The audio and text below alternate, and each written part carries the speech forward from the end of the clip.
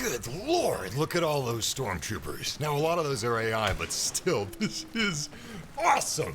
And of course, this is a night map. I'm actually really surprised that we didn't get a Mandalorian update before this game's live service ended. If some of you are confused by the title and by the thumbnail, there's still going to be patching, there's still going to be bug smashing in Star Wars Battlefront II, but this is the last of the stellar live service this game has received. In my opinion, and you know what, I think objectively, outside of my opinion, this has been the very best live service a game has received ever. I think it even surpasses, look at that Shore Trooper outfit, oh my god!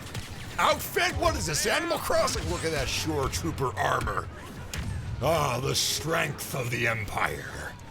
Anyway, I think this live service has been stronger than Rainbow Six Siege. It's obviously it doesn't have the problems of Rainbow Six Siege's store or operators or any of that. Sometimes Rainbow Six has a bad update, but Battlefront 2 hasn't had a single bad update since this launch. The pay to win was removed technically before it was live. So yeah, every single update has been incredible for this game. This is the best redemption story in gaming, and for May 4th, I just wanted to revisit it and have some fun with you guys, just enjoy Battlefront 2 and enjoy Star Wars for a while, because Star Wars has gotten a little too toxic. Too many rules of enjoyment, too much gatekeeping. I like The Last Jedi, damn it! My god, the Interceptor. Oh, what a good-looking TIE fighter. Or TIE. There's already a TIE fighter and that ain't it. Damn, it looks good though. When I was a kid, the Interceptor was my all-time favorite. Oh my god. So, one of you guys in the chat room was talking about the Darth Revan TV series that was just announced, and apparently they've already got the actor? Wow, okay, you know what? I'm gonna look at that the second this match ends. I was gonna say the second I die, but the respawn is a little too quick for that. I'm pretty nervous about that. Cowboy Bebop, they're making a live action show for Cowboy Bebop, and the choices that they made for the cast, I'm hoping that I'm proven wrong, but I just feel like those were really, really bad choices. I don't think that Cowboy Bebop can be done live action, but the story of Darth Revan, that piques my curiosity. My god, this is a really good looking night map. Speaking of night maps, I really hope that they add a night map for Predator Hunting Grounds. I'm actually having so much fun with that game.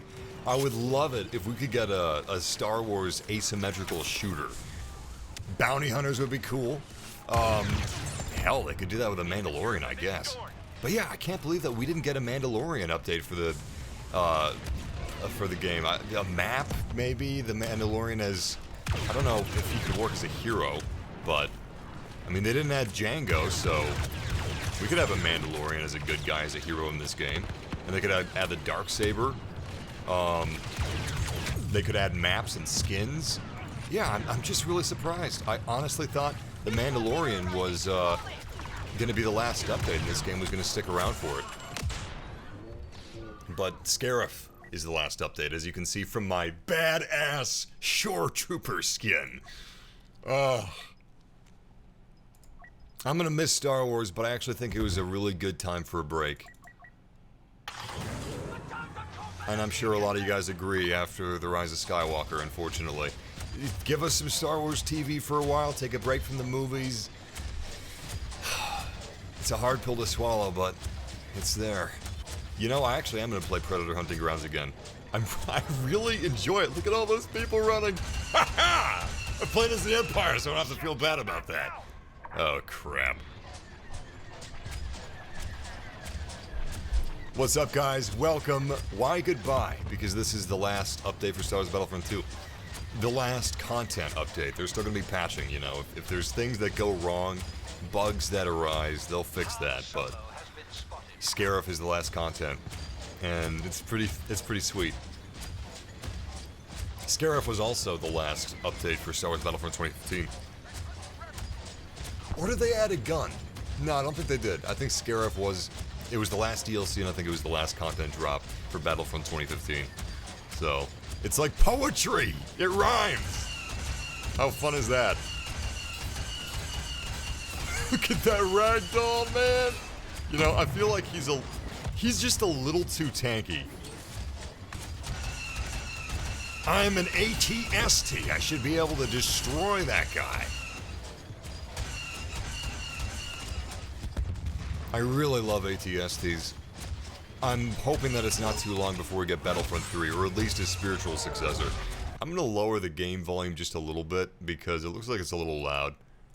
That might be a little low. Oh god. Let me know how it sounds. I'm gonna die. I should have waited to adjust the volume. I really should have. Yeah, I think that is a little low. There we go. That should be good. Stephen Fox! The prodigal son has returned. Welcome back, my friend. Yeah, I did see that. Jedi Fallen Order had a new update. There's some sort of a challenging proving grounds. Oh, that skybox is truly gorgeous. And they've also added, for free, New Game Plus to Jedi Fallen Order. But the New Game Plus is kind of strange, because it's, Darksiders. I thought those were enemies. I guess they are. They're free people, free citizens. Oh, that's so beautiful. This reminds me of Twilight on Hoth from Battlefront 2015. Anyway, hey, revenge, huh?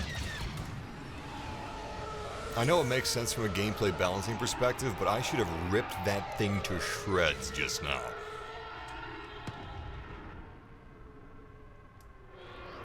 But, yeah, the Jedi Fallen Order update I think is actually a little strange, all things considered, because it's a Metroidvania, you know, Darksiders-esque game. A lot of the things that you unlock, like a lot of the cool powers and abilities that a New Game Plus would give you from the beginning, they can't give you because that's actually tied to the gameplay and the progression of the story. But they don't even really give you the ones that are not tied to the story or the progression, you know? You think that the ones that aren't tied to it, they'd be like, alright, you can have these. Not the other ones, though. But they didn't do that. You've got double-bladed lightsabers since the beginning, but that's not a lot. I'm actually not a big fan of Jedi Fallen Order. It's a good game, I just don't like it that much. It really sucks, though. I totally feel for you guys that just don't like The Last Jedi. I love it, but I understand what you feel, because I just don't like The Mandalorian. I don't like it in a different way. I think The Mandalorian is good. It's a good show, and it's good for Star Wars, and I'm actually glad they made it, because I'm looking forward to the Darth Revan TV series and the Obi-Wan TV series. I just don't happen to like The Mandalorian, and it really sucks for me. I feel left out. I feel really sad about that. Kind of like those of you guys that just don't enjoy The Last Jedi and wish that you could. I feel the same way about Jedi Fallen Order. I didn't really enjoy it. I thought I was going to. I played a little bit of it at EA Play, and I thought, okay, I see what they're doing here. I like the gameplay. I like all of this. This is going to be a great game, and it is a good game. I just didn't like it on release. I tried playing Battlefront 2015 again, but the PC servers are dead. I should have played it on PS4. Oh god, speaking of dead. Looks like I'm dead in the water. Or the sky. Ah! I love science fiction that treats... Star Wars basically treats space like the sky, but I really like science fiction that treats space like the sea. The sea of the stars. I'm not really a person that's into anime. That's not true. I like a very specific type of anime, like Howl's Moving Castle, you know, Miyazaki movies, basically. But I also love this sci-fi show called Legend of the Galactic Heroes. And for me, it's one of the only sci-fi that can compete with Star Wars, and my... God, I wasted that. It's a space opera, kind of like Star Wars is. But with a distinct difference in that Legend of the Galactic Heroes, I hope there's one of you that never thought you were gonna hear someone say that name out loud. Because, I think I've heard it in a video once, just someone offhanded making a reference to Legend of the Galactic Heroes, and it just shocked the hell out of me. Oberstein for the win. Anyway, it does space politics really well. It's a lot like, the politics of Episode 1, Episode 2, and Episode 3, the politics of the Clone Wars from the movies, but done really, really well. And there's even some Star Wars-y stuff, like there's like a Death Star, and it's really awesome. Anyway, how did I get on that tangent? I honestly don't remember.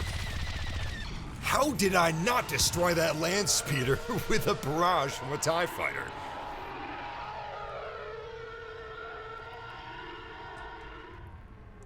Faisal, I hope I'm pronouncing that correctly, man. Let me know if I'm not, and I'll redo. I'll do a redo. Send the order back in if the food's wrong, but that is so cool of you to say. I really, that tickles me. I appreciate that, man. What I don't like, so anime is fine, you know, it's just a medium. I don't care what the medium is as long as the story is good. Perfect Blue, great anime movie. Those, oh shit, I think I just killed Boba Fett. Those creepy, weird high school animes with the young high school-aged girls acting like 8-year-old girls, I don't like those, and that's huge. The really weird animes with like the women that are half robot, half bikini. It's a little too weird for me. I need to remain sane if I'm gonna be able to function in this world. I can't believe The Last Jedi is your favorite. Well, it's not my favorite movie. It's one of my favorite movies. My favorite Star Wars movie is probably forever gonna be Star Wars. That was so cool. Did you see that TIE bomber? Ha ha! We clipped each other. Well, we almost clipped each other. That was so sweet.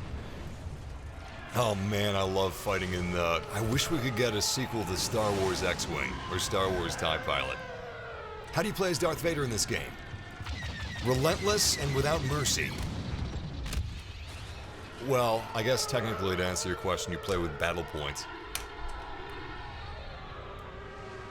But yeah, let me know how the volume is, and let me know if anything is lagging. I'm hoping it's not. This is just going to be a really casual stream. This is going to be, like, I just want to talk to you guys the whole stream. That's what the focus is going to be. So please, do me a favor, even if you're a lurker, if you got something to add, like if you want to add to something I said, if you want to disagree with something I said, if you want to agree, disagree, just talk, ask a question, just say your thoughts out loud. Like, man, you know, or does Chewie have a belly button? You know, stuff like that. Whatever you want. I just want to talk to you guys. It's May 4th. I want to talk about Star Wars without gatekeeping. If Episode 2 is your favorite movie, I'm not going to question it. You know? It's just about having fun. I think Battlefront 3... You know what? That's actually a really good question. Will it happen?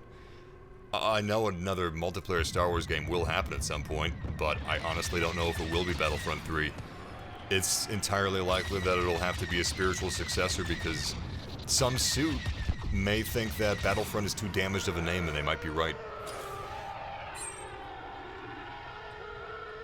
Goddamn, Massive knows when to go live. I was about to watch movies. Yeah.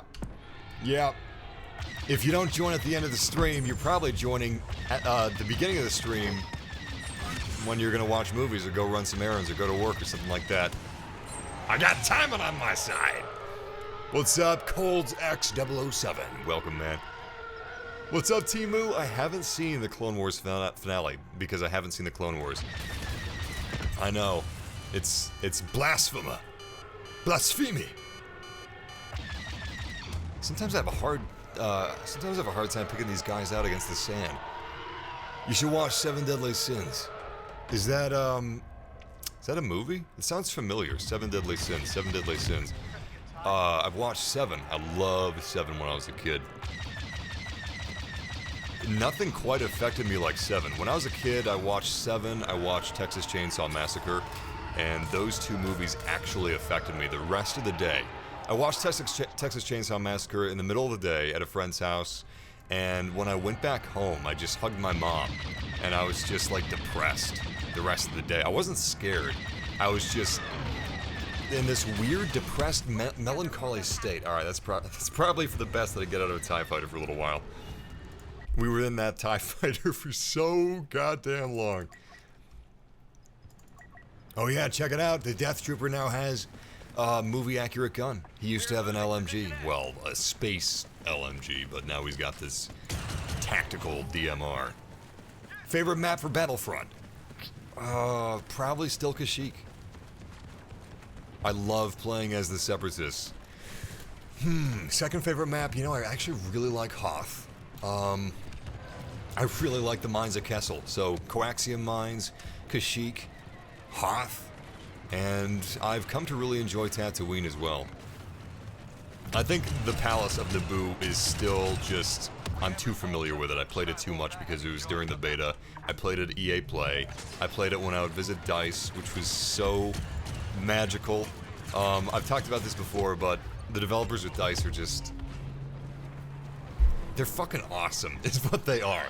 They're huge Star Wars fans. They're practically walking encyclopedias. They're just really imaginative, really passionate people. And my favorite part of going to the DICE offices was talking to them. And a very close second was playing the game. But it was talking to them and talking to them about the game.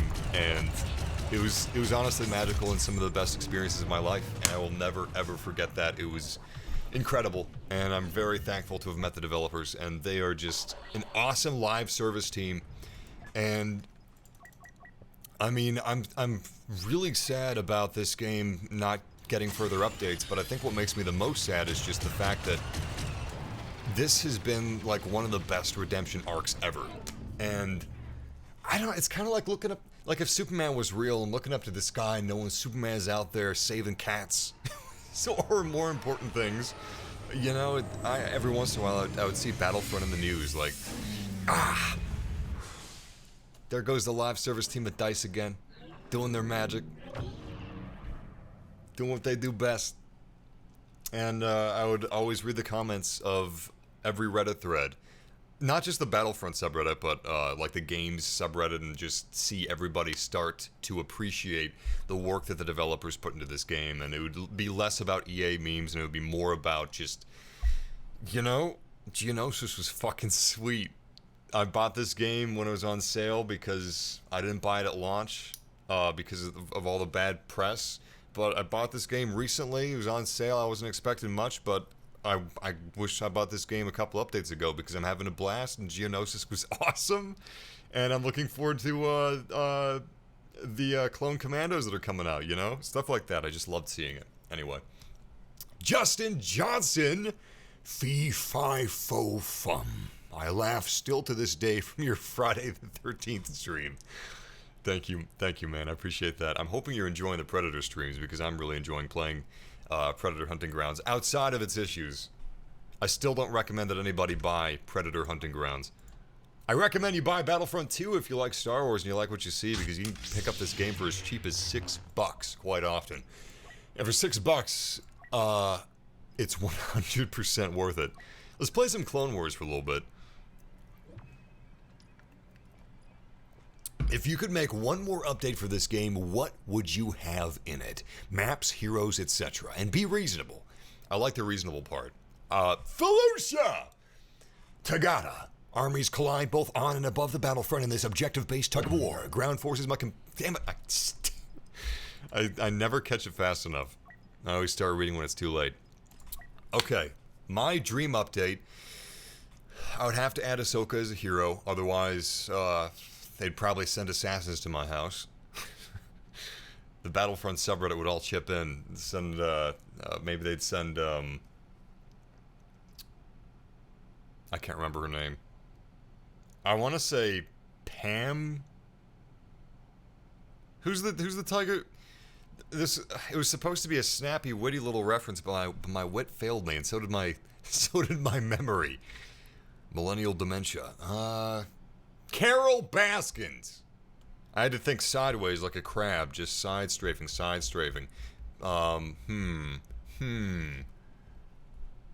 Older women, what do they like? Wine, what else do they like? Wine coolies, what else? Sandals. Hot weather ice cream Baskin Robbins. Carol Baskins. Intelligence reports a sizable cache of Republic medical supplies. Good lord, this looks so sweet. Look at that. Holy shit. Secure and destroy those supplies and take out the clone capital ship. I still get a little bit of lag on Felucia. This is the... Oh my god! This is by far the most demanding map in the game, but holy shit, does it look good! Honestly, this looks good enough where it's close to being good enough for an animated movie. Like, holy crap, this is amazing. They could reuse some of these assets if they were making more episodes of the Clone Wars. Especially that intro. Felucia from the sky? The foliage, the depth, the detail, the sense of scale, it's just incredible. This is a really good-looking planet in general. It looks like a album art for Asia. I hope someone got that reference. But yeah, what I would add to this game would be Utapau. That's the map that I would like added more than any other map. Utapau with space-to-ground combat. Or at the very least... Supremacy. We're getting a little bit of lag here in the game, not in the stream. That's in-game lag, by the way. Hopefully the stream's not lagging too. Stream looks fine. What's my ping? Does it show? It doesn't show your ping. Oh Jesus! I think I might have to quit this match. If the lag doesn't go away, I'll quit because it's kind of unplayable right now. This is the first time that I've encountered this lag in like a year in Battlefront. There just has to be a lot of people playing because of May 4th. Holy crap.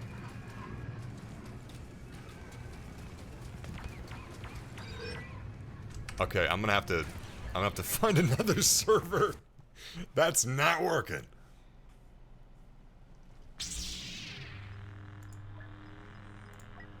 Karen Baskins. I feel like that. I didn't watch the whole documentary, but I know about it. I actually think that Tiger King, it's entertaining, but I don't think it's healthy for society. Too many people like Joe Exotic. Also, Carol Baskins, I mean, who knows if she actually killed her husband? She may not have done it. I think the documentary crew behind Tiger King were dirty people.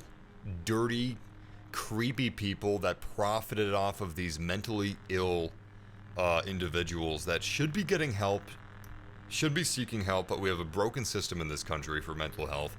And this documentary crew, these slime balls, just took advantage of it and made money off of it.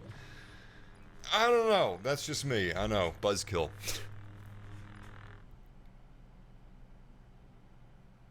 Oh, you guys have been having lag too. Well, hopefully we don't have too much lag. I did see the cover art for Lego Star Wars: The Skywalker Saga. I'm gonna check out who the actor is for. Well, I'll check that out. I'll check that out in a second because we just joined the match. But Darth Revan has been cast, and I'm really curious who the actor is. I'm guessing it's a relatively unknown guy. It's not like they're gonna. It's not like they're gonna cast Timothy Olyphant. I didn't watch it, and I'm sure they got money from the movie, and I don't support them. Yeah. Oh yeah, I'm sure they. Yeah, Joe Exotic. I'm sure he got paid for that. They're also making a fictional Tiger King like TV show. Like, what's next? Joe Exotic plushies and full body pillows? It's so gross. It's really gross. Speaking of gross, there's something really weird about droids handcuffing these clones. It's two different forms of machines. That's actually quite disturbing. That's a disturbing image. Back to the ground. Wow, that ATRT is really cheap. Alright, I'll be, this tank's leggy backup, I guess. Oh, sweet, we got two clone turbo. Oh, those aren't turbo tanks. Those are, I don't remember. I'm gonna be honest, I'm terrible with names. The only names I can remember consistently are Pokemon names. Not people. Not even Star Wars vehicles. Also, is it just me or am I leaning like the Tower of Pisa? Is my hitbox also leaning? That's what I want to know.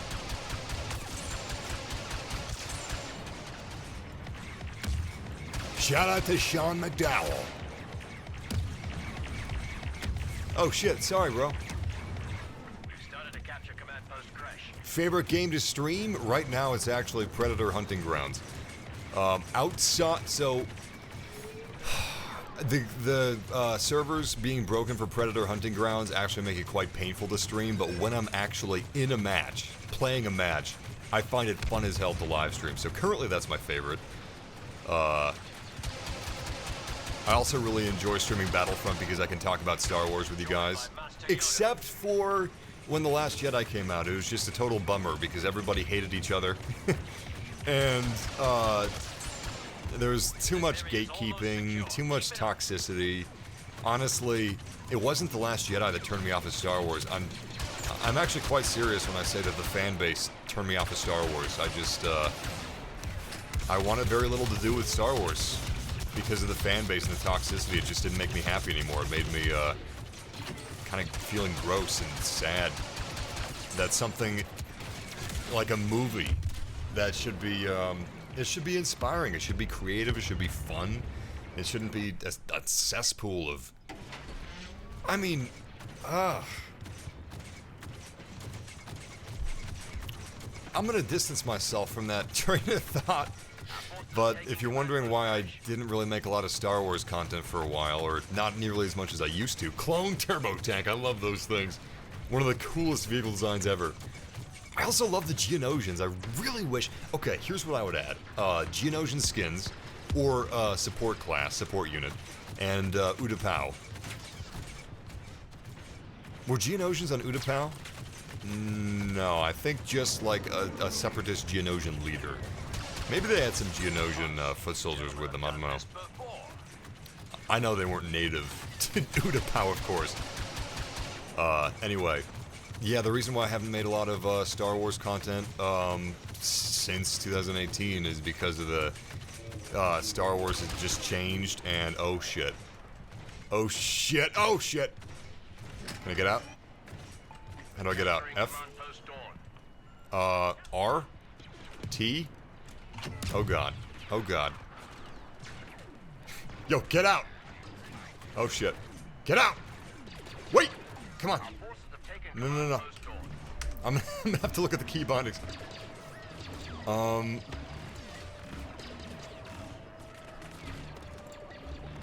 Okay, okay. Vehicles. Can I jump in this thing? No, I cannot.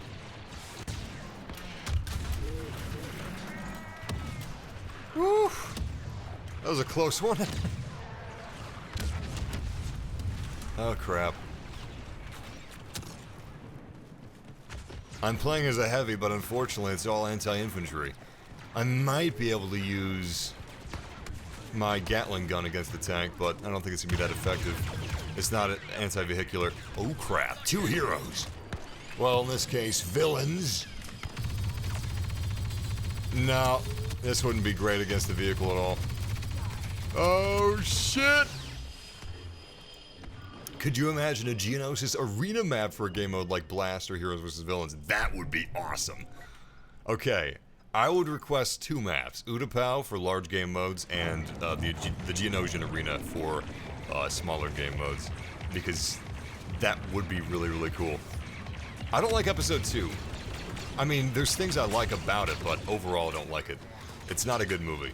But the arena's really iconic, really memorable. I remember George Lucas was nervous because there was an arena in Gladiator. He was like, we're never going to top this. The 3 creatures were really cool. The cat thing especially. I remember the scratches on the back of Padme's back. I always thought that was extremely painful looking. Scratches just in general are maybe not some of the most severe injuries, depending on where you're scratched, but they're definitely some of the most painful. It's like paper cuts.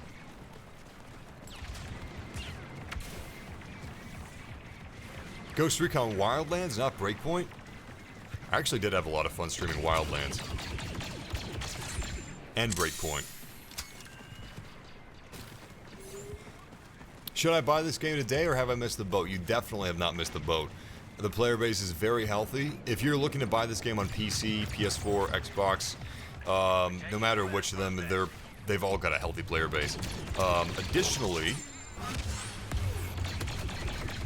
there's just a plethora of awesome content. I mean, this game is just packed. It's got a lot of maps, they added guns. That was the one negative the community had, was please add more guns. They added some more guns in one of the recent updates. So, you've got tons of heroes, tons of maps, tons of vehicles, space, combat, ground vehicular combat, no matter what era you're into. They've got prequel trilogy, sequel trilogy, original trilogy, and tons of stuff for everything except the sequel trilogy, because there's not much to the sequel trilogy, period, unfortunately. And that's coming from somebody that likes the sequel trilogy. There's just not a lot there. What are they going to do? What are they going to do? What are they going to add? What are they going to add? Snoke? They can't add Snoke. The man's got arthritis. Although they did add Palpatine's The Rise of Skywalker skin, which is pretty cool. They added Rey's yellow lightsaber, also really cool. And Kylo Ren's hooded shattered helmet, so we got some new skins. And John Boyega's Rise of Skywalker skin is super, super cool. It would be cool, though, if we got Finn's Stormtrooper skin. That would be sweet. With the blood on it from The Force Awakens. Anyway, I'm sure most of you know that it's May 4th, so happy May 4th! Let me know what you guys are doing for Star Wars Day. I'm going to be watching the despecialized edition of A New Hope later today. I don't know how I got it. It's illegal to download it, you know, but somehow on my doorstep I had a flash drive just showed up on my doorstep of the despecialized edition. So I'm going to be watching Star Wars A New Hope exactly as it looked in the 70s. When it came out, 1977, it looks exactly like that. But if some of you don't know how it works, how film works, film can have extremely high resolutions, depending on the stock and the camera, blah blah blah. But film is higher than 4K. It's like 16 or 18K or something crazy like that. Anyway, the despecialized edition is in 4K. And it basically looks exactly like it did in the 70s, but in 4K, so it's really crisp, really clear, really just kind of breathtaking in a way. You don't have any of the changes, you know. Han shoots first, of course. There's no CGI Jabba the Hutt. There's no CGI space battles. It's all the miniatures and the models. It looks really good. The movie holds up really well. It doesn't need any of the added special edition content. I actually think that there are very few special editions that add anything to A New Hope. So yeah, it's like 63, no, I think it's more like 70 or 80 gigabytes. It's huge. I also am lucky enough to have a projector, so if you have a projector, I recommend finding the despecialized edition. It's called 4K 77, I believe. And they're working on making a 4K despecialized edition of Empire and Return of the Jedi. I think they finished Return of the Jedi. How they do this is because Lucasfilm hasn't made a despecialized edition. You can't watch a despecialized Star Wars unless you watch it on Laserdisc. And this 4K, yeah, Clone Commando, baby! Anyway, this 4K 77 despecialized edition is the highest quality way to watch a non-special edition of Star Wars. And how they did it was, there was, somehow, they got to a pristine film reel of Star Wars that was in Brazil. They got to it before LucasArts did. And they bought it from this Brazilian cinema, or maybe the Brazilian cinema donated it to them, and they were able to basically go frame by frame and remove hairs or little bits of grain, or not grain, dust, damage, maybe some minor bleaching and stuff like that. Basically make it look as good as they possibly could, as accurate as they could to when it came out, the day it came out. Anyway, I think that's really sweet. Hey Massive, what do you think of Knights of the Old Republic Battlefront? I appreciate that donation, Boba Strikes Back, and that's probably like one of the best ideas for a Battlefront 3, because what could they do with a Battlefront 3 outside of content they haven't already covered? It would have to be another era, like Knights of the Old Republic, which would be perfect because, well, there were some big battles and some big wars going on in that era of Star Wars. Additionally, if we do get another Battlefront or another multiplayer Star Wars game like Battlefront, I think it may not be the Knights of the Old Republic era, but the era between Knights of the Old Republic and the prequel trilogy, because that's apparently the most likely place they're going to continue making Star Wars films in. They're going to go for an era that's been barely touched on. Fans they're very unforgiving. They're absolutely relentless and merciless. So I think Disney wants to be smart about this, and they don't want to go with an era that's been oh crap. They don't want to go with an era that's been, Jesus Christ. They don't want to go with an era that's been thoroughly delved into. Like, even the sequel trilogy, you know, it's got characters from the original trilogy. It's got locations from the original trilogy. They don't want to do that again, and I don't blame them. They shouldn't.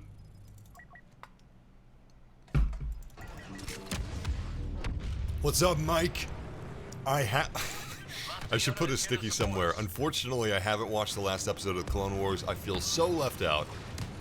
I haven't seen the Clone Wars, like, almost at all. I've seen a couple episodes of the first season. My girlfriend likes the Clone Wars, but I never really got into it. I should, and I started at the wrong place. But I don't know. I'm afraid that I just won't like it, because there's some Star Wars things that for some reason I just don't like the Mandalorian. Insanity. Yes. It blows my mind that Lucasfilm would want the 77 version gone. I think what it is, so if you've heard of the New Mutants, it's an X-Men film that's supposed to have been released in theaters this year, and last year, and the year before that, and the year before that, and the year before that, literally.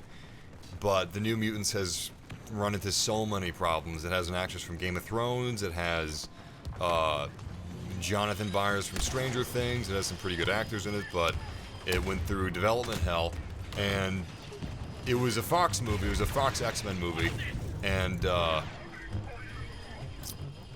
when Disney bought, the reason they're not, it's finished. New Mutants is finished, but they're waiting until theaters reopen to release it. The reason they don't dump it on Hulu or Disney Plus or something is because when Disney bought Fox, one of the stipulations that Fox had was any films that are currently in the hopper need to be put in theaters, not dumped on VOD.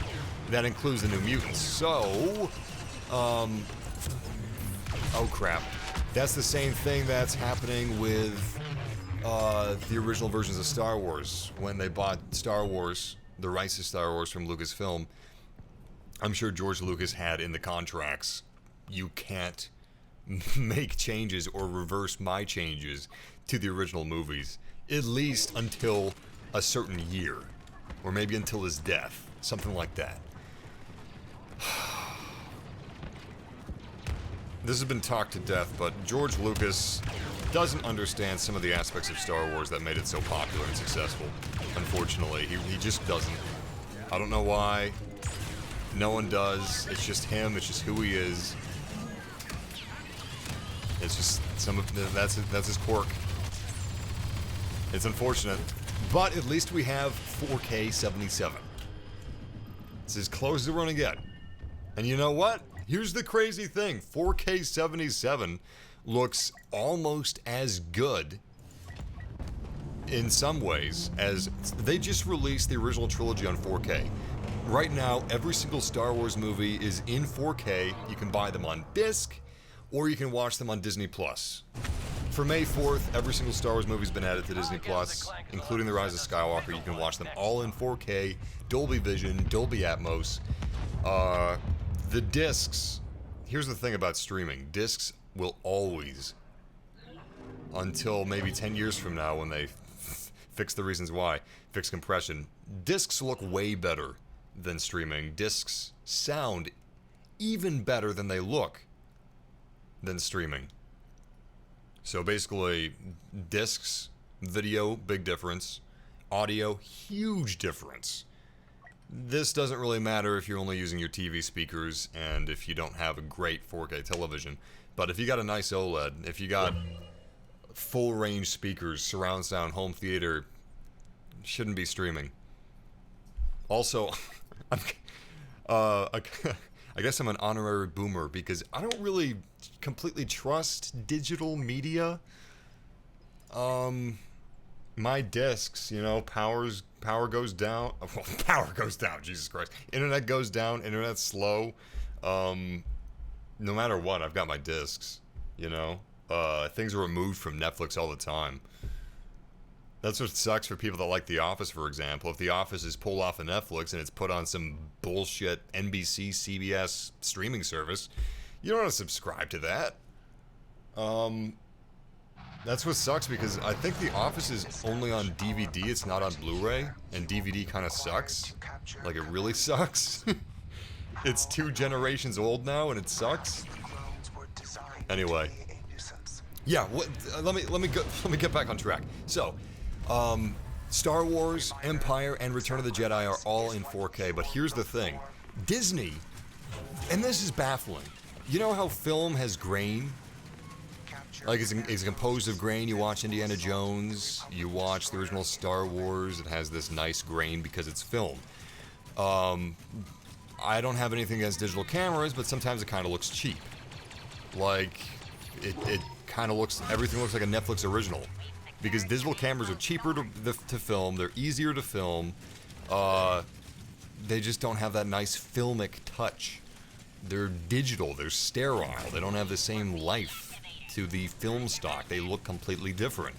And what Disney decided to do when they went back and remastered Star Wars Empire and Return, they literally blurred out the grain. They replaced the finely structured grain with blur because blur looks better than grain.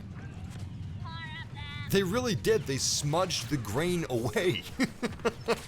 You can't remove, like, I'm assuming you all know what grain looks like, right? How do you get rid of the grain? By smoothing it out. What happens when you smooth it out? You lose fine details because it's a little bit blurrier than it used to be. And the reason Disney did that is because they think some idiot out there is going to think that grain is bad because grain is old. Are teenagers watching Schindler's List and saying this is shit because it's not in color? I don't know. I personally, I think that was very disrespectful because I think the cinematography of the first 3 Star Wars movies are beautiful. They're just beautiful movies, and the film, the cameras that they used, the lenses that they used, it was all carefully chosen, and they didn't have digital cameras back then, but digital cameras wouldn't have fit. This story is just... everything's perfect is what I'm trying to say. Stop messing with it. Stop fucking with it. So, okay, fine. Disney can't remove all the stupid CGI dinosaurs that now look awful that George Lucas added. Okay. Disney can't make Han Solo shoot first again. Okay. But Disney decided to make their own mistake and they decided to make the films look blurry? What I'm trying to say is a couple of guys, a team of just regular Joes that are really passionate and really talented, did a better job restoring Star Wars than Disney did with their millions of dollars. These guys are funded by Star Wars fans like me. I've donated to them. And they did a better job with their very small resources than Disney with their infinite resources, because Disney thought that they could make the film better. I'm sorry, I'm gonna stop bitching, but it just really blows my mind. Like, we've got a Star Wars holiday. we celebrate Star Wars. Us as fans, we love Star Wars, and we appreciate the films for what they are. And meanwhile, the companies, some of the companies that made these very films that we love so dearly, are trying to fix them. They're trying to make them better by ruining them. I don't know. I'll never be okay with that. That's always gonna piss me off a little bit. Yeah, nice. You got the old the 3 VHSs for the movies. The VHSs and the Laserdiscs of the first 3 movies are the only way to legally own Star Wars as it was created. If you want to illegally own Star Wars as it was created, I would recommend 4K77. I know people talk about Harmy, like Harmy's Despecialized Edition. You may have heard of that, but in my opinion, 4K77 and that team, they're also working on Empire and Return of the Jedi. I think Return of the Jedi is finished. Empire is not. That an AI just fell off the cliff. Holy shit. I've never seen that before. That's amazing. Oh my god! Jesus! Ugh, 2 things you never expect. Spanish Inquisition and Obi-Wan Kenobi. Except, you might expect Obi-Wan Kenobi on launch. But he's in the game, damn it! This has been the best live service game ever. It's ironic, this game had the most issues out of any game in the history of gaming on launch. And yet, it has luckily had the best live service of any game ever. Which is awesome! Better live service in my opinion than Rainbow Six Siege, which has exemplary live service. But because of the lashing that this game received on launch, this game doesn't have the problem that Rainbow Six has, which is sometimes Rainbow Six, it feels like it gets a little greedy with in-game microtransactions. Sometimes. They flip-flop back and forth. Sometimes microtransactions are in a great place, sometimes not so great. Anyway, I do love this game. Oh shit. Honestly, sometimes I'm not that good at it. Complete transparency, I don't know if I love the gunplay all the time, but it is Battlefront gunplay, you know?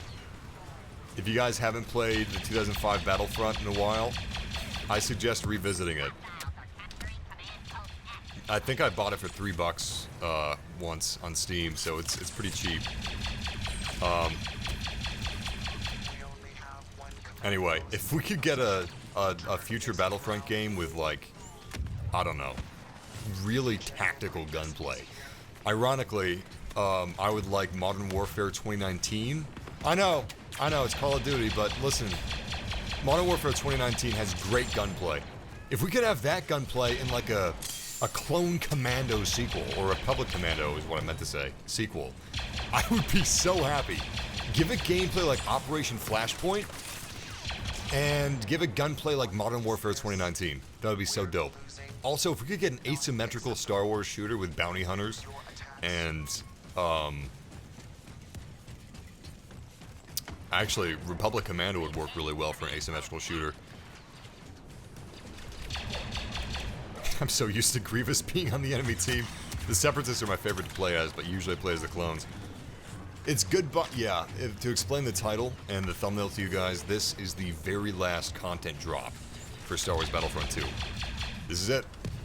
The Battle of Scarif, which is not currently pictured on screen, is, it's the last. They're gonna continue to fix bugs, if bugs arise, but I don't remember a neon green clone regiment. What was that? I don't think I've seen that before. Oh, I shouldn't have spawned here.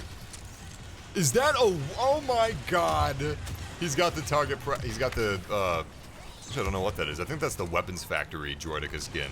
It looks so cool. It looks like if Apple or Aperture Science made a Droideka. Actually, the Droideka is very Aperture Science. I wonder if that kind of inspired... Oh, shit! Yo, that was sweet, man! I can't believe we took him down! That was lucky. That was really lucky. Oh, crap. Well, my luck could only last so long. But I was gonna go down fighting, damn it. Remaster Clone Commando, and then give it a sequel. Yeah. I remember when I thought that the Battlefront 2 campaign was going to be a spiritual successor to Republic Commando, because of Iden Versio and Inferno Squad. You remember that?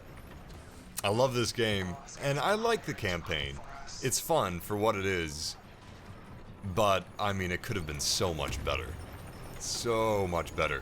My biggest the set pieces of the campaign are actually pretty fun. I loved going to Bespin. Bespin was gorgeous. However, the space battles are gorgeous too. However, the story was just really basic. I don't know what it is with this fear to give us a dark Star Wars story.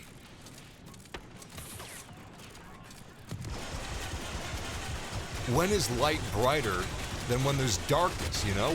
Like, I understand they want it to be hopeful, they want it to be, like, a positive message, but if everything's positive, if everything, like, if you don't feel any consequences, then where's the meaning? Where are the stakes? The original trilogy had some pretty dark stuff. Hell, even the sequel trilogy had some really dark stuff. I mean, we had Jar Jar Binks, sure, but we also had Anakin Skywalker killing the younglings. That's the big one.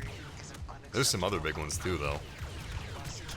I think the darkest and the most mature, one of the most mature moments, in my opinion, the most mature moment of Star Wars is probably Luke Skywalker's growing up throughout the course of Star Wars, 1977.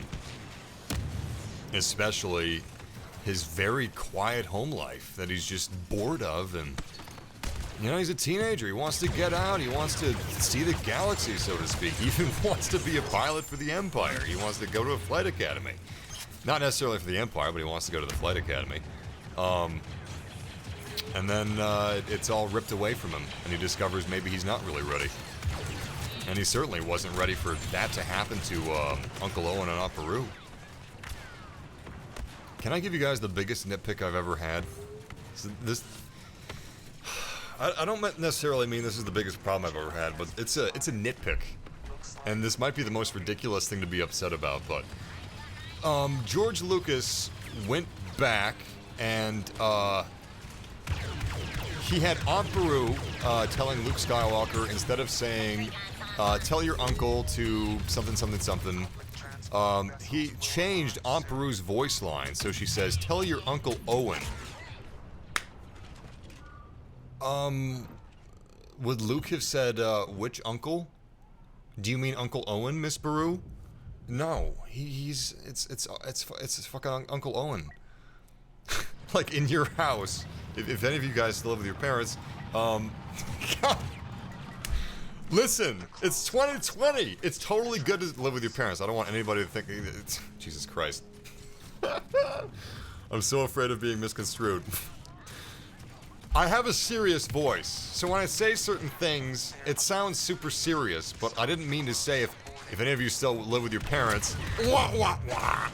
No, if any of you guys live with your parents, and would your mother say to you, hey, tell your father, Steve, I left the oven on. Tell him to turn it off when the timer turns off, or whatever. Wow, that was a train wreck. Anyway, my point is, it's so much more natural to say, tell your uncle, you know, or tell That's right. I think it was even worse than that. Hold on. Give me a second. Tell your uncle. I think it was even worse than that. I don't think it was Uncle Owen. It was... That's right. I got it. The line was, in the original version, tell Uncle if he gets a translator, be sure it speaks Bocce.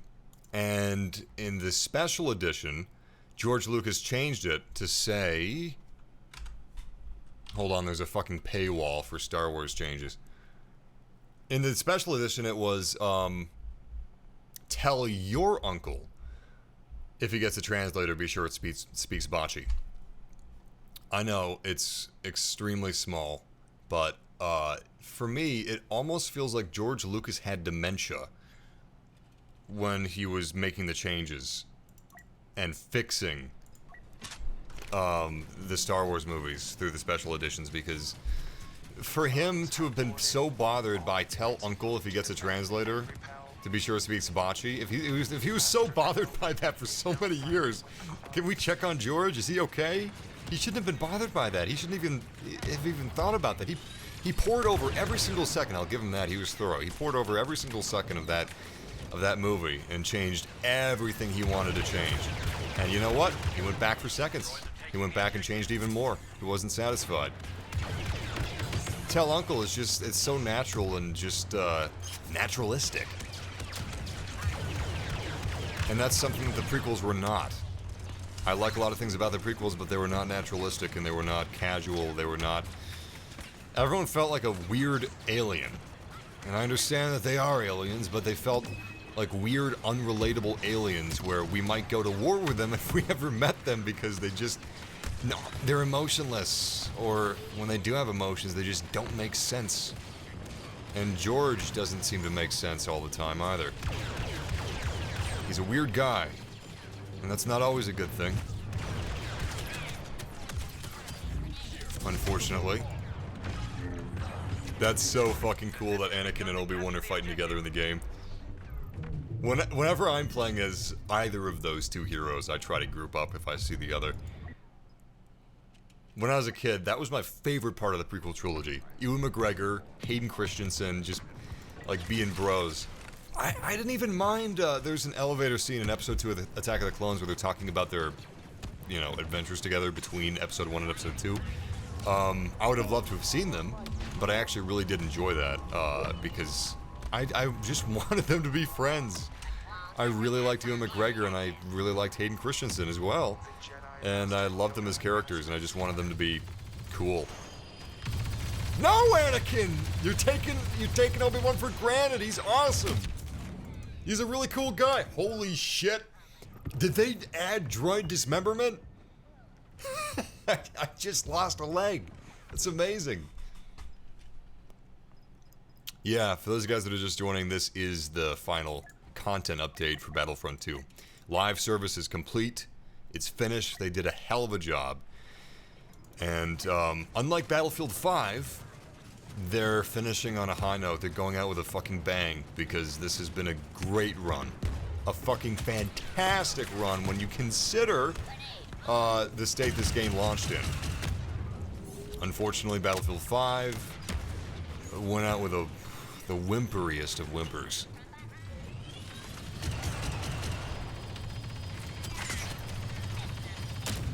Really sucks for Battlefield 5. But I couldn't be prouder of the live team at DICE. They worked magic.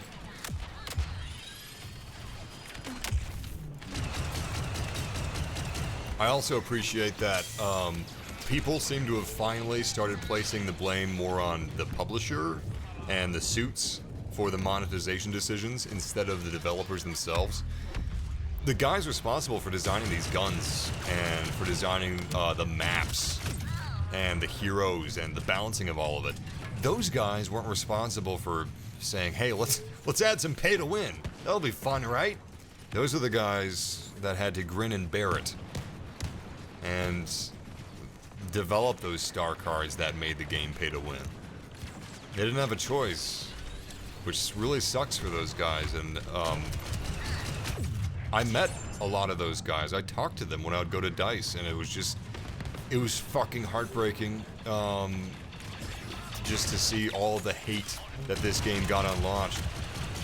It deserved, I mean, the monetization deserved it, but all the work that the developers put into the game was just completely cast aside. And the worst part about it is that it was kind of justified in many ways. Not the personal attacks, not the people attacking the developers, but the amount of hate this game got and the ignoring the positive aspects was a necessary thing for not only the game to change, but it also kind of changed gaming as a climate. Unfortunately, developers are still putting loot boxes into games, but at least For a few more years, I feel like pay to win is still going to be taboo. Developers, I mean not developers, publishers at some point will, they'll get pay to win back in. Believe me. They'll find a way to bleed us dry, but for the time being, Battlefront 2 was this martyr of what was wrong with the gaming industry, but I did feel really bad for the developers because they did do great work that was overshadowed by these awful things. Massive, I've been here since the first Battlefront, and I'm getting a major nostalgia trip. Thank you for joining, Matthew. It's, honestly, it is good to stream Battlefront. I haven't streamed this game nearly as much as Battlefront 2015, because Star Wars started making me sad. The community has just been really unhappy and really just a major bummer. Kill from the grave. Blue team takes the lead. Halo 2 multiplayer was my fucking childhood. I remember, it's ironic thinking about it now. It was a more innocent time, but I was so excited when I went to GameStop and I found a case that said Halo 2 map pack, and I was like, whoa! Whoa, what? Do you have to have the game to play this? I mean, I already have the game, but wow, it's its own disc. You can get, I can have this? I can buy more maps for Halo 2? Oh god, that was so fucking cool. And nowadays, it's like, oh god, you're splitting up the player base. Ugh. Ironically, we've even we did a 180. You know, we don't want paid season passes. Give us free maps. Give us free content. And we've done a 180 from that. Give us paid content, please. Battlefield 5 was terrible. We got barely any shit for free. It was a train wreck. I want to pay for maps again. Please, just give us a season pass. It's true, though. I'd rather pay for a season pass than get free maps that we did with Battlefield 5. That was a mess. We didn't even get Russia, for God's sake. Oh, shit. I was looking at the chat room.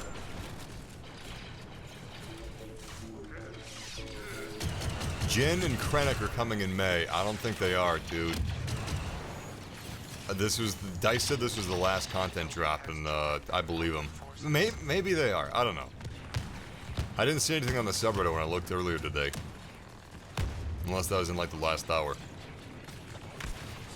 I love Krennic though. I could see where maybe they're part of the Scarif update and they just weren't finished. I guess. But heroes are a lot of work. It's not as simple as... You can't just flip a switch and... Oh, nice! Wasn't even looking at that grenade. I had no faith in that grenade. Went on to do great things. Unfortunately, my parents can't say the same. A little bit of me IRL humor for you guys. It's true, it's official, really. I guess it wasn't ready for Scarif, and that's part of this update. Let me look. I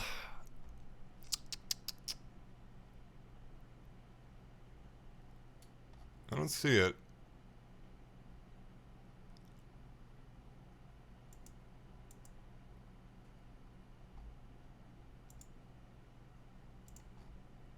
No, I don't see anything about that. I think you just bamboozled me, you son of a bitch. You got me. You made me look.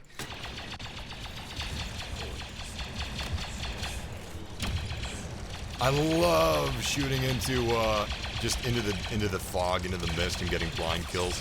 It's so fun. Unfortunately, I shot my rocket at a closed door. Oh, what a waste. Yeah, all hands on deck for Battlefield 6. That's one of the reasons why this game is, the support is ending. Another reason is EA may see it as, it's not profitable anymore, to continue to give free content, because this, think of it this way, Battlefield 5 barely got any free support, you know, didn't get many maps, didn't get many the support for Battlefield 5 was lackluster at best. Oh shit.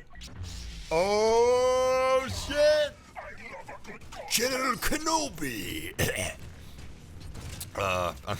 I was the bomb with General Grievous in Battlefront 2005. Well, Battlefront 2 2005. Holy shit. Oh god. I didn't realize they're gonna spawn that close. Oh yeah, that's right. This is Supremacy, not Galactic Conquest. My bad. This ain't 2005 anymore, James! Anyway, how many of you guys thought that this game was gonna get like a Mandalorian update? I was convinced. I thought, oh shit, the Mandalorian, that's great news for Battlefront because it's hugely popular, and why wouldn't they add content from a hugely popular brand new Star Wars thing? Besides, it's the original trilogy, you know, they got stuff they can tweak from the, from Boba Fett. They can tweak Boba Fett into the Mandalorian. They've got assets from Tatooine, you know? It makes so much sense. You can put a Darksaber in here, add some more Stormtrooper skins for the original trilogy Stormtroopers.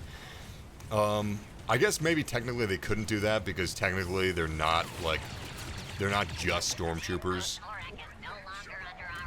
They're like I don't remember. I didn't watch The Mandalorian. They're like a contingent or something. Contingency. Yeah, I have heard about that. That is pretty ridiculous, honestly. 5,000 skills required to get the Robo-Leg Darth Maul skin. It's absolute insanity. At least he's a fun hero to play as, you know? But I'm really hoping that they, like I said, support for this game is, oh shit. Oh god, you know what? Time to, whatever. Eject? Time to bail? For as much as people parrot prequel memes on the internet, you'd think I'd know that.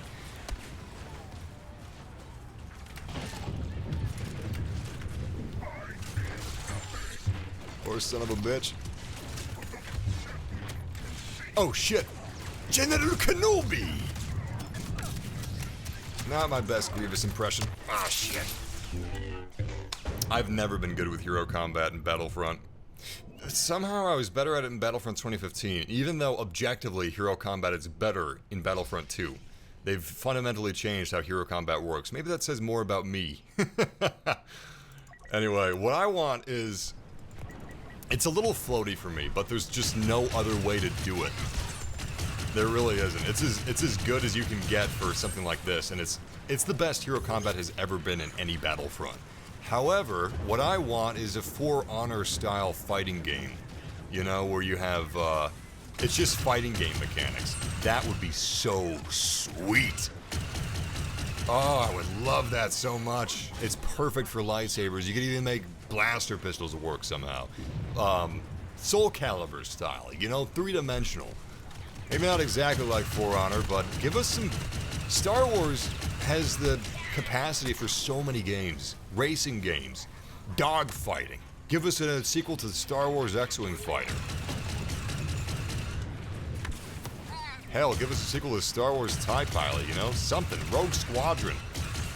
Reboot it, baby! Give us, every time I'm at DICE, I'm not joking, I beg the developers, please, give us a sequel to, Episode 1 Pod Racer. Even if it's just a limited time game mode in Battlefront. Give us something. It's one of my favorite games of all time, I'm not even kidding. When I was a kid, I would, unfortunately I had a tube TV, but when I was a kid I would sneak my butt over to my N64 and I would play it on the lowest volume possible so as not to wake my mother in the middle of the night or when I was supposed to be doing homework or something. I'd be playing Episode 1 Pod Racer. I was fucking addicted. It was Kid Crack. And I would shut it off quick. My heart would be pounding. I'd be looking at my school book. But my heart would be pounding and I would try to keep a poker face and my mother would just... She'd look at me. She'd walk in the room, she'd look at me. She'd walk over to the TV and she'd put her hand on the back of the TV. And if that TV was warm, oh boy. Oh, I was in for it. She was never one for, like, physical discipline. She was a fucking great mom. I fucking loved her. I really wish that I would told her that more, but she was great.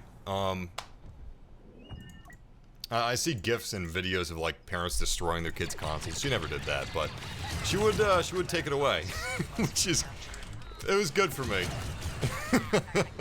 There's no way I was going to stop playing that game unless it was taken away. Yeah, Rise of Skywalker is a mess, unfortunately.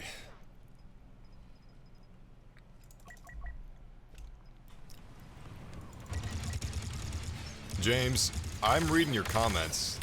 You don't need to spam. I'm assuming you're spamming because you want your comments to be seen, but what if everybody was spamming, you know? People don't think about these things. Society is fragile. It's a balance. Revenge of the Sith is the... I don't know if it's the best. It's the best of the prequels, that's for sure. I mean, if you think it's the best, I will not argue that, because I think The Last Jedi is the best. Outside of A New Hope, of course. I remember when I was a kid, like when I was really young, I thought that... when I was really young, I thought that Darth Vader was like a different type of a stormtrooper, but he was like a really elite stormtrooper, really special one, because his armor was cool and he was black.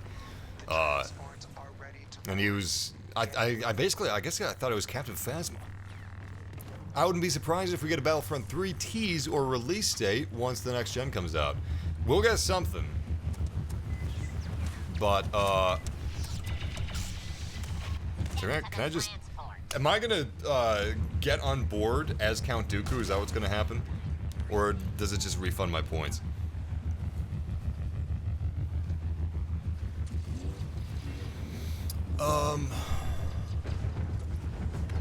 Who's my favorite Sith or Jedi? Oh, and Jedi. Ah, I gotta answer both. Alright. My favorite Jedi is sometimes Qui-Gon Jinn. I know. Really weird choice. But he's kind of like, I don't know, he's like this sage-like kung fu master type character. I love those. I'm a sucker for those. Bill in Kill Bill is one of my favorite characters.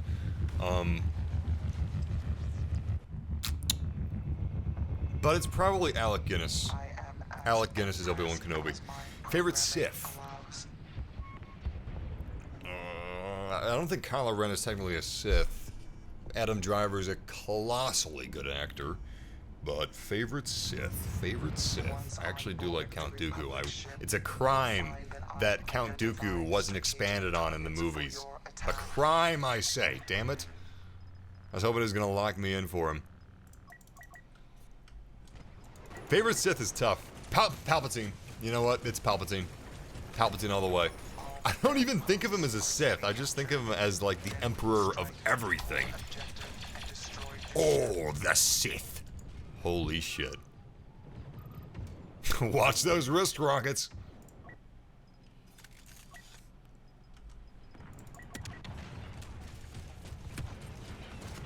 Well, maybe when they said they're working on Battlefront 2 for a couple years, another couple years, they meant,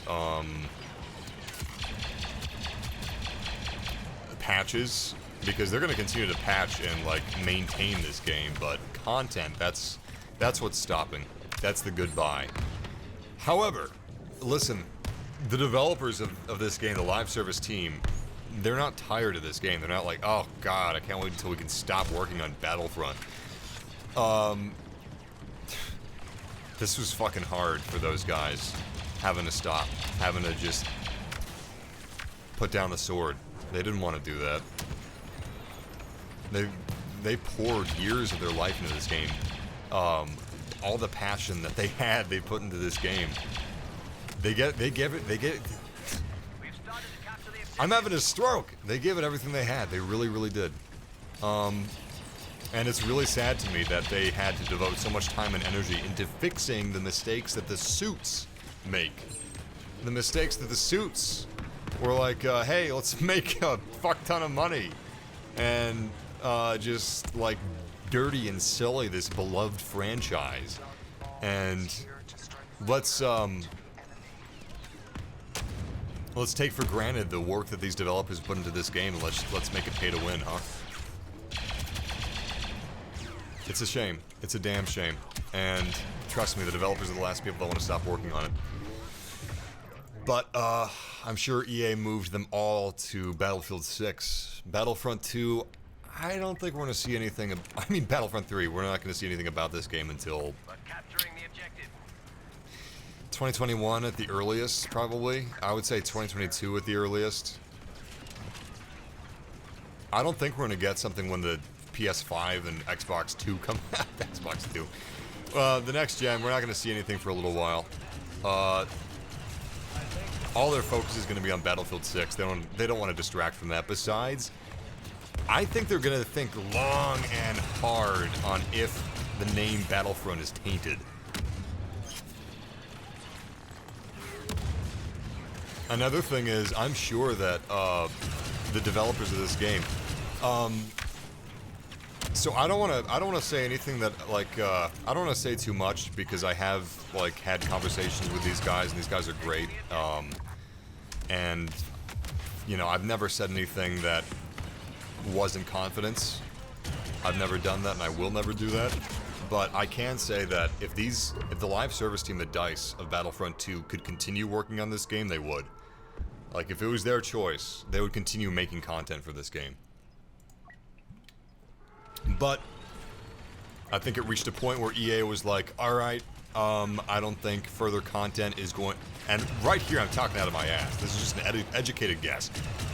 I'm not one of those YouTubers that claims to know what the board of directors at Electronic Arts is thinking. I hate those YouTubers. Anyway, my educated guess is Electronic Arts took a look at Battlefront 2. They took a look at the numbers from each of the content drops, and were like, all right, we can estimate the rate of return here, and we'd be better off funneling developer energy into Battlefield 6. Battlefront 2 is in a great place right now. We added a ton of amazing content. The game's in a great place, and returns are diminishing. Next gen's coming out soon. Battlefield 6 is in full swing. It's time to end it.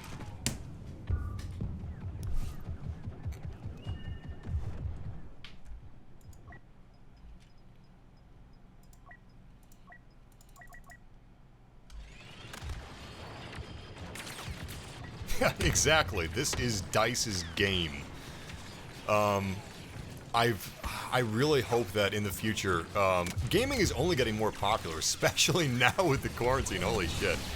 But I want people to like start to learn the difference between publishers and developers. If a gun is a little OP, all right, that's on the devs, like almost assuredly. Monetization issues, that's not on the developers. That's on like. They may not even fully be on the publishers. Fuck, I thought that was our team, but I'm pretty sure our team is like blue lasers. Anyway, Ubisoft, for example, has resisted multiple hostile takeovers, and basically what that hostile takeover means is that if like Vivendi, for instance, they're just some company that is out there and they buy majority stakes in other companies, and then basically tell them to print more money. But they give them money to help print more money, but the decisions that they make aren't necessarily in the best interest of the company or the company's fans. So Ubisoft actually fought hard to escape Vivendi, because Vivendi could, for example, say, alright, Rainbow Six Siege, we want you guys to change that where you have to rent operators. You can rent operators $5 for a month. You can rent Jaeger for a month for $5, then you gotta pay for him again for $5. You know, basically turn it into a mobile game. That's what Vivendi would have the power to do, stuff like that. Board of directors at EA, they have the, you know, shareholders, stuff like that, you know. They're the whip saying, make money. So, that's really where the blame on stuff like that should go. Loot boxes, monetization, mobile gamization, you know. Thank God Ubisoft fought Vivendi off. Personally, I believe we should see other game companies try out the Star Wars license. I guess, yeah. You know, I guess you are right.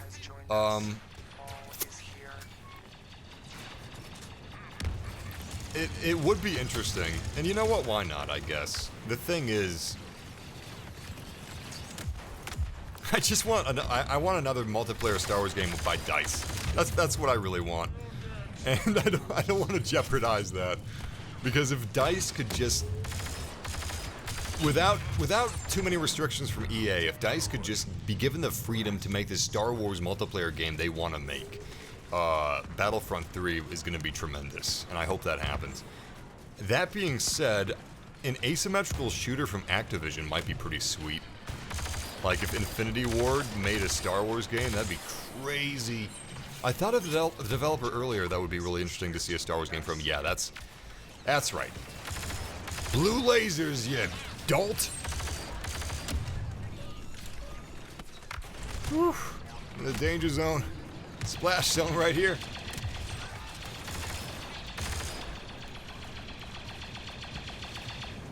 Damn, I can't remember the developer I was thinking of.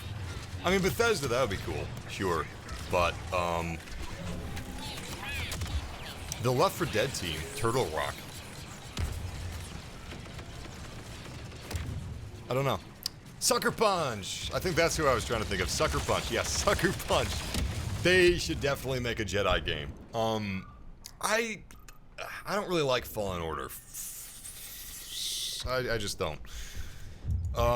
If we could get a game like Jedi Fallen Order, it's following, it's, you know, somewhat open world, linear open world. It's following a Jedi, but it's from the developers of God of War, Santa Monica, or Sucker Punch. That's what I'd like to see. They did such a great job with Infamous. I feel like they could nail Force powers. This boarding must be completed before the chronometer reaches 0. Otherwise, we shall have to prepare another assault. Remedies for belly aches? I feel for you, man. I've got stomach issues sometimes. It really sucks.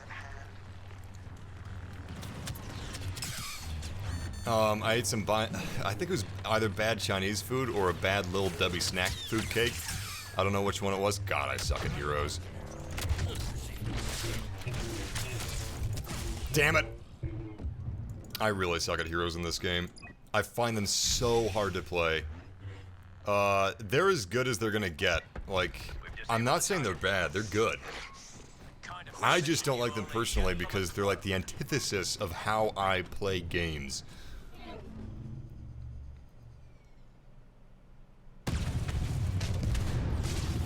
You would think these clones would have They just feel so learned to take floaty. better care of their things by now. And, spammy in a way. This isn't a fighting game. You can't have true fighting game mechanics with Heroes and then you just got shooters walking around, you know? Not only that, but you got blaster heroes outside of lightsaber heroes. You just can't make it like a fighting game, but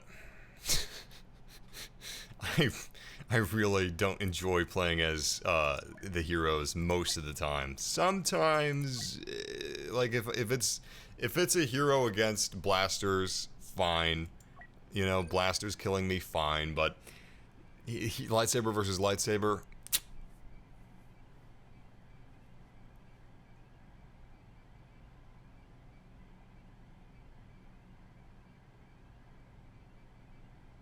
Some people will never play this game again because of this is the last content update. Will you keep playing? I will revisit this game in the future, definitely. Honestly, this is gonna sound weird, but I'm more inclined to get back into Star Wars now. 2018.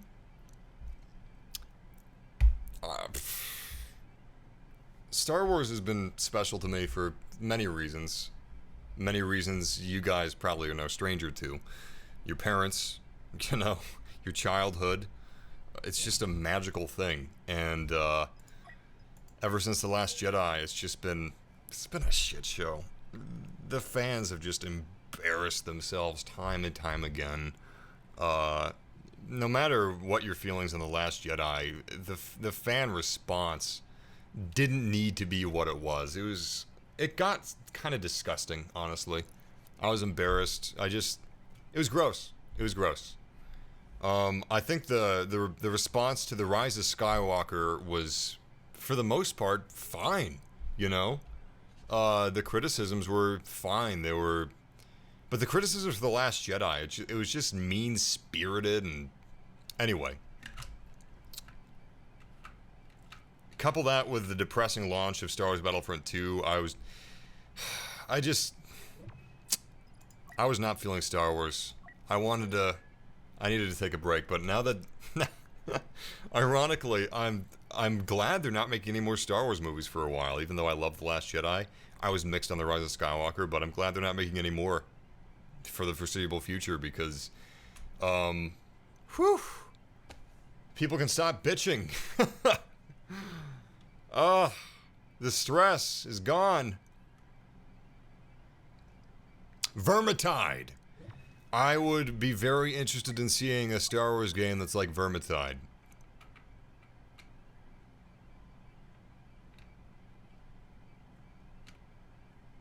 Oh my god, if Battlefield 6 was in Vietnam. I used to check the Star Wars subreddit every single day. Yeah, Star Wars turned into something that, like, just put a smile on my face, into something that just bummed me out. What other games do you plan on streaming coming up? I definitely plan on streaming Predator Hunting Grounds again because I have a blast playing that, despite the server issues. Outside of that, there was another one which I considered streaming because it looked interesting. It's like about dwarves on an alien planet. It's like a first-person shooter, sort of, but also survival. I'm gonna play a Starfighter Assault. I'm sorry. I know some of you guys don't like it, but it's pretty. It looks good, and I love it. I got my controller here, too. Maybe I'll use the mouse and keyboard. I don't know. I think the controller's fun with Starfighters. Ugh. Ugh.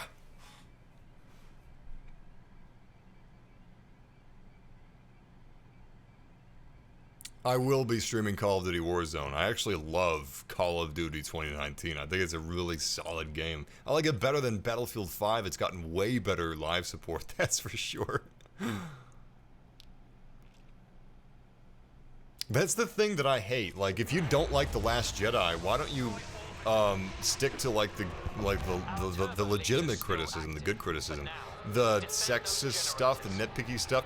I don't know. It's almost like fans of The Last Jedi masqueraded as critics of The Last Jedi and said a bunch of sexist things to make real critics of The Last Jedi look bad, you know? There's legitimate criticisms that I don't have any problem with because it's a legitimate criticism of somebody that just wanted the movie to be different, and that's totally fine. I don't mind that at all. So what doesn't make sense to me is if someone doesn't like The Last, like, you're making the other people that are sane look bad. I'll never understand that, ever. Like, the people just dogging Kelly Marie Tran. She was fine. It was the script for her character specifically. And I love The Last Jedi. I love Rian Johnson. I think he's a fucking awesome director, but the script for Kelly Marie Tran wasn't great. She did the best she could with that script. Her part of the script is what I'm talking about. Canto Bight was a gorgeous location with some of the best music. When the horse dog things are running on the beach, that's some of my favorite music out of the sequel trilogy. And most of the effects of Canto Bight were practical. It was just pure eye candy. And it was also really fucking weird, and it probably didn't have a place being in the movie. But yeah, Kelly Marie Tran, she got the raw end of that deal. Man, I really had to stifle laughter. I had to try my hardest not to laugh out loud in the theater when I was watching The Rise of Skywalker on opening night, when Rose was like, "Sorry, Finn, I'd like to go on this adventure and save the universe with you, but I got some homework to do. Also, the fans hate me." Oh, that poor girl. It really sucks for her. Like, imagine you're just filled with, like, love for Star Wars, and you're just so excited. Like, you love Star Wars, and you're about to be in a Star Wars movie. And then, you got, like, 50,000 people sending you messages on social media saying how they'd love to slit your throat and how you should just burn in hell because you're a useless human being, they fucking hate you, and all kinds of sexist bullshit. And again, yes, I know, oh wow, not all the critics of The Last Jedi were sexists. That's my whole fucking point, is that those, like, rotten apples, made the rest of the critics, like, just, they put them in a bad light. Anyway. That's actually, that rocks, Liam, to, use a pun. I've never made pretzels before. I mean, I've cooked the frozen pretzels, but I never made homemade pretzels. That's cool. I've always wanted to. I love Auntie Annie's cinnamon pretzels. Oh, damn, those are good. Every single time I'm at an airport, I get those. They're so sugary, they almost make your teeth hurt, but it's worth it. Damn, I love Starfighter Assault. Holy shit. Woo! Yeah, baby! Oh my god, that's a lot of human fighters. Holy shit. Let's hope that seismic shard does something good. Oh god! Oh! Damn. I was too big to go in there, so I was trying to duck under, and it was too late.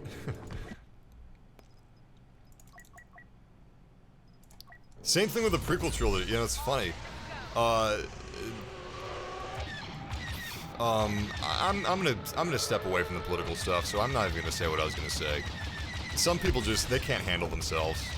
You know, it's kind of weird when, and again, oh fuck. I think I'm gonna switch the controller. The mouse is a little weird. It's great framing though. You know what? I'm not even gonna say what I was gonna say after the thing I said I was not gonna say. I will say this.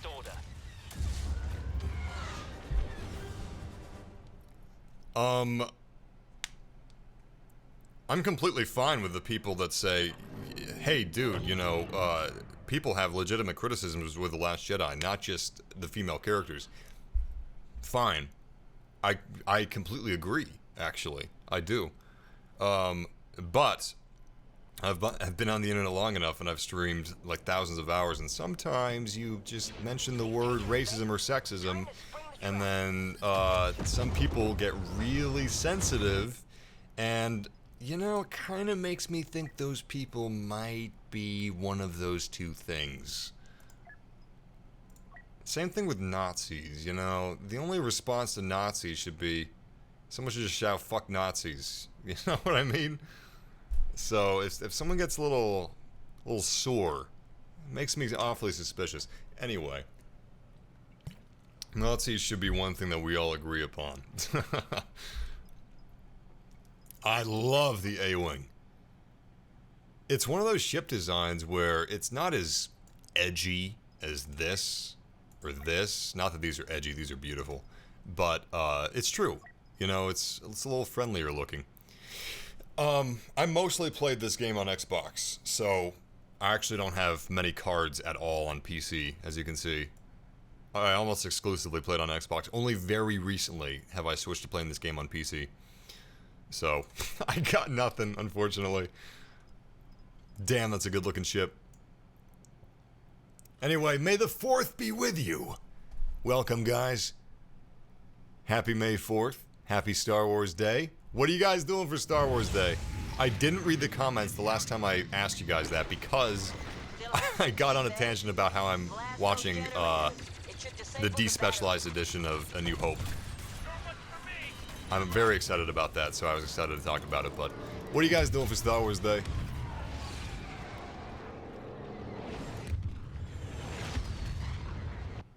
I wish Star Wars was the reality we all lived in.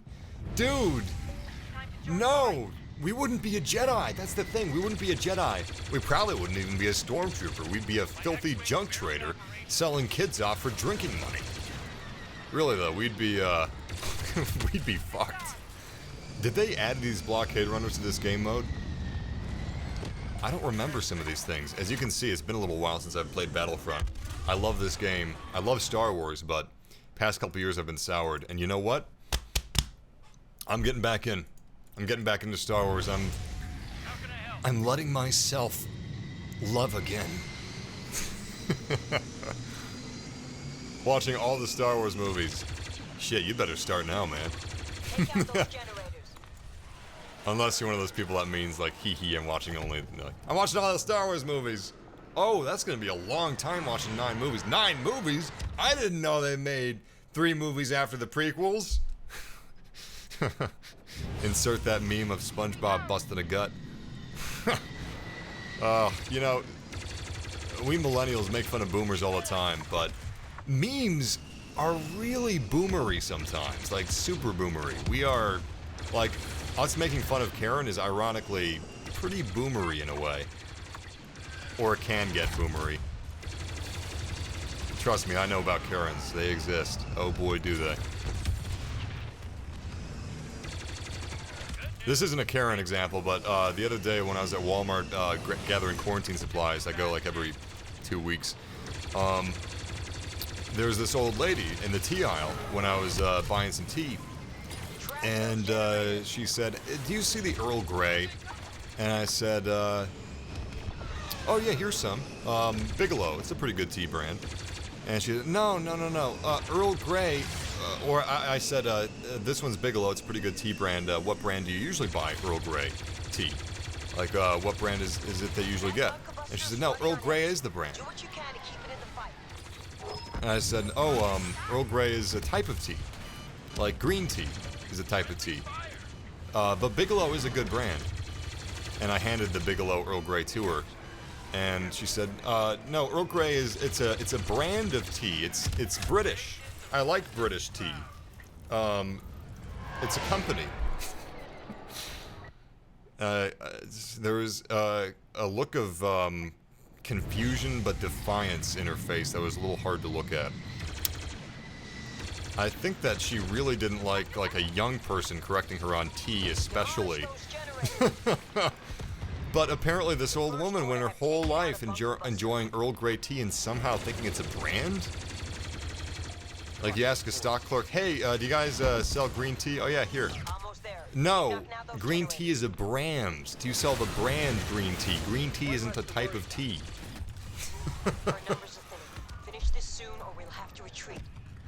My girlfriend's mother also tried watching the original Star Trek in the 60s original Star Trek, and she thought it was Tally Lintra. All right, I love Tally Lintra.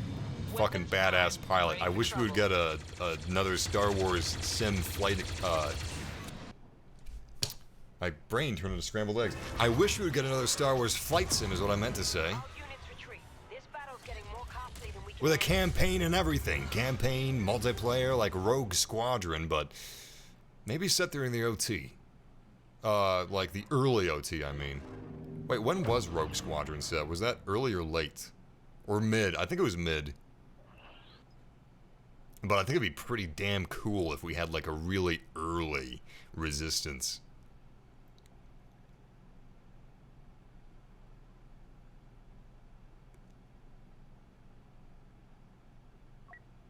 Shit, Burning Hawk. I'm sorry to hear that, man. My friends had a competition to see who could stay up while we watched all the movies in a row. That's a pretty good idea. Don't do drinking games if you're marathoning a Star Wars. Because if you're marathoning Star Wars and doing a drinking game, you'll never last. Same with weed. You gotta be sober if you're gonna marathon Star Wars. There's just too many movies. You don't want to start burning out during Empire, you know? Because what are they, about 2 hours? So 6 hours in, well, 8 hours in, you'll finally, actually more like 9, I guess. About 9 hours in, you'll finally be getting around to Empire, and you're gonna be kind of wiped. But on the plus side, if you take some uppers after the downers, by the time you get around to the Rise of Skywalker, it should make sense.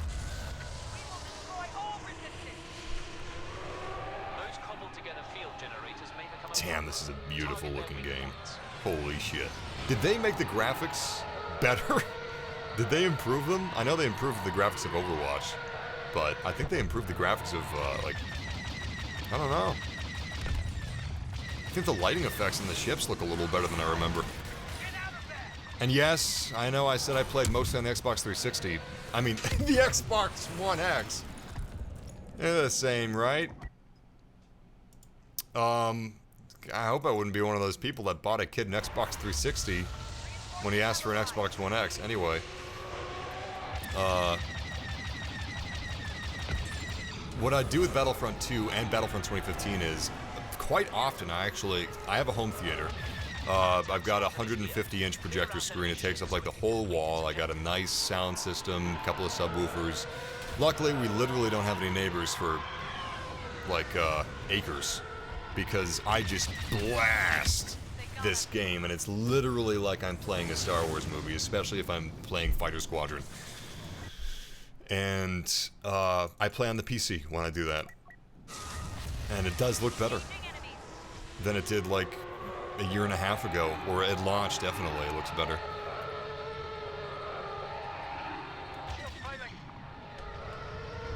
Does anybody else find it way harder to pilot these things and dogfight in first person? It's cool as hell, but it's way harder. It takes a lot of getting used to. Not just because of the visibility, but because of the crosshairs.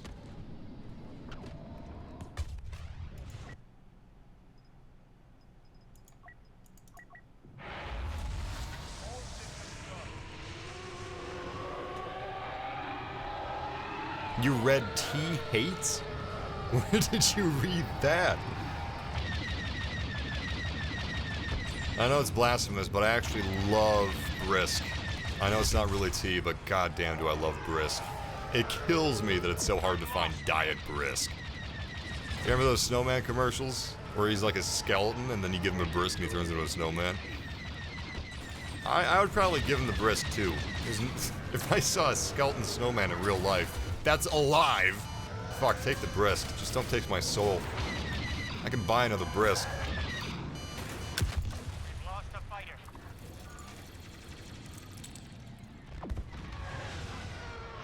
Damn, Ethan. That's actually pretty dope. Listen, it's gonna be tough. 3D printing your own armor, especially clone trooper armor, because their armor is pretty shiny. I mean, actually all trooper armor is shiny, except for Shore Trooper, I think. Shore Trooper's not really shiny at all. Anyway, believe in yourself, keep at it, and maybe use the Force a little bit, but it's gonna be tough. Totally worth it, however. Good luck, my man. How can we be losing this battle? The First Order does not accept defeat. Shore Troopers are some of the coolest looking troopers, in my opinion. Although I think Sith may be my favorite. Sith Troopers would be almost impossible to make a suit of armor of. They're just way too intricate. Maybe if you're Bezos, you could do it. Or Disney, I guess, obviously. My god, Sith Troopers are awesome. I made a video about Sith Troopers, that's how much I like them. And their armor is just so sweet. Like those lines, they actually work to help distribute the blast of the blaster bolts. It's kind of like the same concept of tank armor. The ridging and the angles, I mean.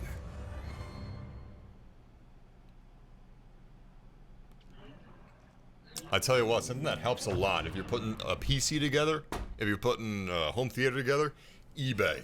You gotta be careful, but I buy literally almost everything I'm gonna buy it on eBay.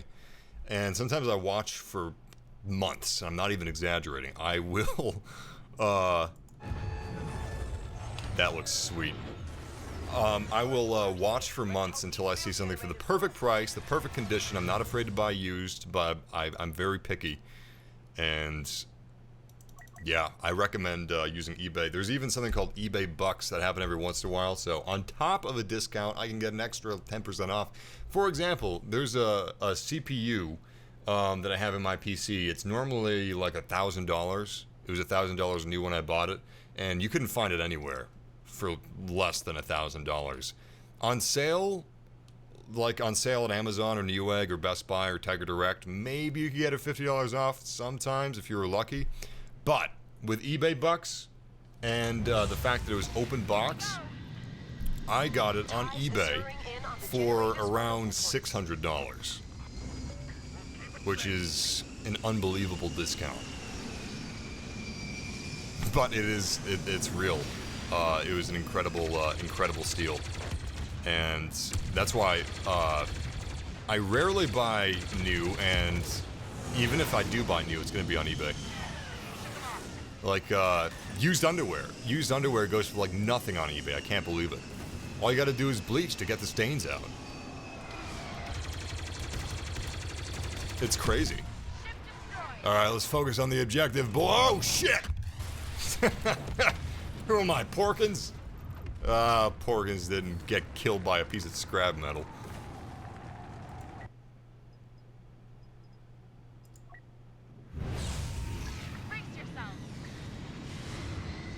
That X-Wing just veering off in front of me was so cool. Criterion did a great job developing the flight mechanics. I really hope that we get a full-on Star Wars flight sim in the future. I wish that Star Citizen had a Star Wars skin on it. That would be sweet.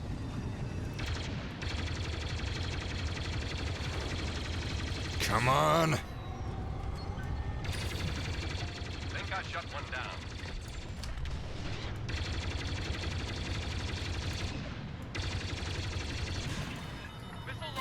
I don't remember any of my abilities.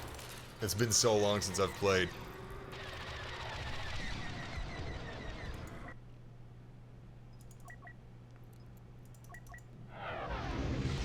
Like they've been waiting for us. No! You still play Battlefront 2015? You must not still play Battlefront 2015 on PC because I can't find a match.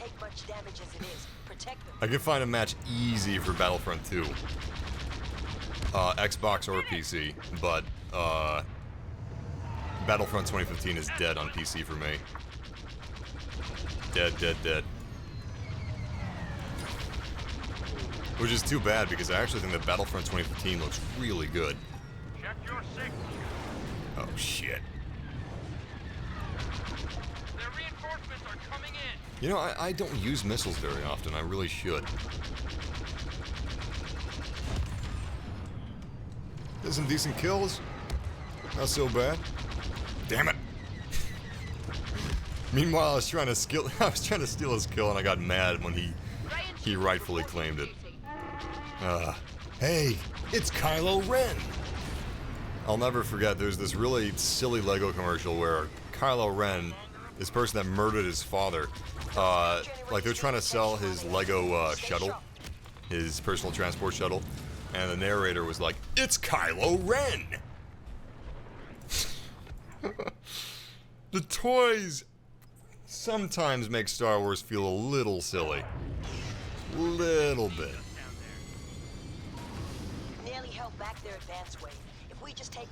It reminds me of when Batman v Superman was like a month away from theaters, and I saw this bedspread for like 8-year-olds, and I was like, wow, this is like the most mature comic book movie I've ever heard of, and especially after I watched the movie, it's like, this is the most mature comic book movie. It deals with God and politics largely. What 8-year-old is going to want to have a bedspread or a duvet cover with Batman and Superman on it from Batman v Superman? It doesn't feel like a movie that should have toys for kids, or lamps, or lunch boxes, or toasters. It doesn't feel like a movie kids should be watching, period. And I love Batman v Superman. Yeah, projectors are not a good replacement for televisions. I love projectors, but they are not a good replacement. OLED, 4K, HDR, it looks great on TVs, you know? Projectors are for a completely different experience. Not only that, but projectors have bulbs. A good TV can last you 10 years or more, easy. But projectors, bulbs last like 500 to 1,000 hours, and there's all kinds of things that can go wrong with them. They're fragile. They don't have nearly as good HDR as televisions do. On top of that, you got to use them in pitch black. So you got to have really good, not only that, but you really need to have a good screen. You got to have the walls painted a dark color. Otherwise, you'll have a light bleed. You basically make a theater. Alright, this is kind of strange, but I actually, like, I clicked my way to Palpatine and I wasn't even thinking about what I was doing. He's really cool, though. This is the Rise of Skywalker skin. They added more wrinkles. Let me see if I can show you guys the difference. Yeah, look at that, look at that! He's more wrinkly and he looks older. An awesome difference. You can also see more of his neck because he got like a little V-neck. His lips are also a little rosier, fuller, pursier, you know? Beautiful.